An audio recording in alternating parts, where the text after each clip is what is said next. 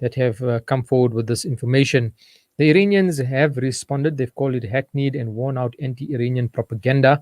They have said that the US and not Iran has become a rogue regime in the international arena, particularly in recent years, with numerous measures out of line with internationally accepted methods and norms, including masterminding and implementing tens of plots of assassinations and military intelligence interference, withdrawal from many international agreements, violating territorial integrity of nations, and the cowardly assassination of General Qasem Soleimani. And that was part of their statement. I'm joined now online by Syed Mohammed Marandi. He's an Iranian-American academic and political analyst to talk to us about this particular situation. Assalamu alaikum. Good morning. Welcome to the program. Alaikum assalam wa rahmatullah. Thank you for having me. All right. So, how would the Iranian leadership be viewing this accusation of a supposed Iranian plot to assassinate the U.S. ambassador in South Africa? What would be their reaction? No one here takes it seriously. They understand quite well how the United States functions with regards to Iran. The United States has never been honest about Iran. Actually, it's just come out in the New Yorker newspaper in the United States that the United States tried to force an Iranian scientist to become a spy. And when he didn't agree, they accused him of spying and put him in jail. And he had got the COVID virus because of that. So the U.S. regime is utterly dishonest, and any information they give out or so-called intelligence that they give out is unreliable. We know that the United States invaded Iraq by lying and saying that Al-Qaeda was working with Saddam Hussein, or that Saddam Hussein was developing nuclear weapons, or that he had chemical weapons. We know that it was all a lie. We knew it back then that it was a lie. They themselves gave Saddam chemical weapons to use, and then later, after the war in Kuwait, they took those weapons again away from him. So they used those lies in order to be able to invade the country. So no one believes these accusations. No one takes them seriously. And the belief is that this has something to do with elections. But of course, as you know, the deep state in the United States, the state is very deeply divided now. And so we have to see who actually leaked this so-called information. Was it done by the Democrats for their own electoral purposes, or was it done by Trump's people for his electoral purposes? I think it's still not clear. But again, it's not serious, especially South Africa. First of all, the American ambassador there is, to be very blunt, she's a nobody. She designs purses. General Soleimani was the person who led the fight against ISIS and Al-Qaeda. He was the most important person on this planet who helped defeat these two organizations in Iraq and Syria. I think it's well known. There's no comparison between these two.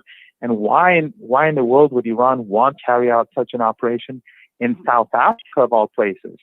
Iran has always had very close relations with South Africa. Iran supported South African resistance during the apartheid era when the United States was allied to the apartheid regime. So it doesn't make any sense whatsoever at any level. Mm-hmm. And looking at the relationships between South Africa and Iran, do you think and extending it out towards BRICS and the larger battle that's happening between countries in BRICS and the West, does this fit into that narrative? Once again, those countries that are aligned to an alternative to the West are being targeted now by the West. Yes, I think that the United States is definitely trying to divide and rule. We see that with, for example, India and China right now, and how the United States is trying to create tension and conflict between these two countries because it's in its interest. The United States is on the decline. I think it's very clear for your listeners that the United States is in a bad situation. It's heading towards great economic depression, worse than 1929. The political divide in the country is dangerous. It's not just deep, it's dangerous. The social issues, the social crisis, All of these together, and of course the United States, its increasing tensions with foreign countries and rivals, it's a dangerous situation for the United States. And the United States knows that it's on the decline.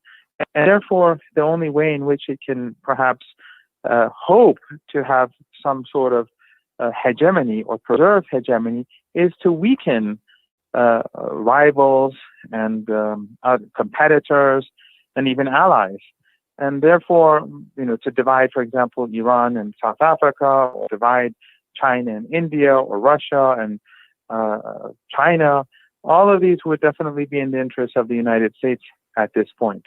Our previous guest, I must name Gina of the Afro-Middle East Center, spoke about Iran possibly looking forward to a Biden presidency and the end of a Trump leadership. Where would you say Iran is looking? Are they looking towards Biden in the future? There are two views in Iran, actually, and I don't think that views. There's one position that says it doesn't really make a difference. The two presidents are not going to be all that much different. When it comes to foreign policy, the United States is pretty stagnant, and especially because of the deep divide between the Trump supporters and the opponents. Whoever becomes president, the other side is going to fight against them. There's no longer this cooperation.